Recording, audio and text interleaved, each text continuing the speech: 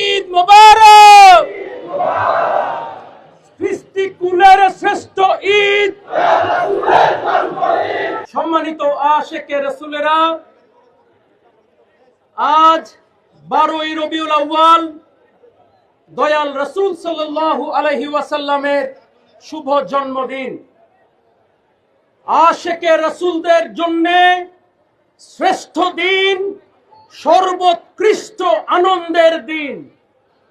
আজকের এই দিনে দেওয়ানবাগ শরীফের পক্ষ থেকে বিশ্ববাসীকে জানাই ঈদ মোবারক।